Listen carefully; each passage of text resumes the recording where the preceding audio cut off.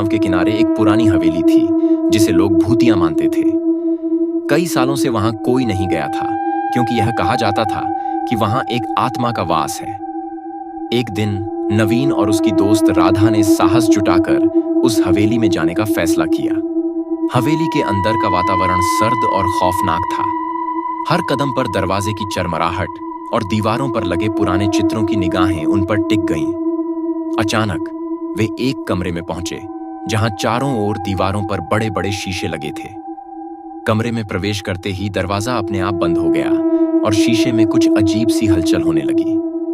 नवीन और राधा ने देखा कि शीशे में उनकी परछाइयां अजीब तरह से हिल रही थीं, मानो कुछ कहना चाहती हों।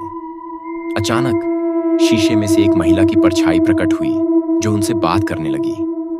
वह आत्मा एक महिला की थी जिसे इसी हवेली में किसी ने कई साल पहले मार दिया था। उसका नाम मंजुलिका था और वह अपनी अधूरी कहानी बताने आई थी। मंजुलिका ने बताया कि वह एक नृत्यांगना थी और अपने प्रेमी के साथ भागने की कोशिश कर रही थी, लेकिन हवेली के मालिक ने उसे पकड़ लिया और उसकी निर्ममता से हत्या कर दी। अब वह आत्मा बनकर इसी हवेली में भटकती रहती थी, अपनी मौत का बदला लेने के लिए।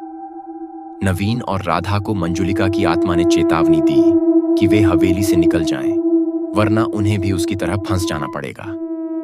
यह सुनकर दोनों घबरा गए और जल्दी से दरवाजा खोलने की कोशिश करने लगे, मगर दरवाजा अपने आप ही खुला और हवेली में तेज हवा का झोंका आया। मंजुलिका की आत्मा अचानक गायब हो गई और कमरा फिर से शांत हो गया। दोनों डर के मारे हवेली से बाहर भाग निकले। बाद में वे जान गए कि मंजुलिका की आत्मा तब तक चैन से नहीं सो सकेगी जब तक उसे न्याय नहीं मिलेगा। उस दिन के बाद उन्होंने कभी उस हवेली का रुख नहीं किया और गांव वालों ने फिर से उस जगह को छोड़ दिया।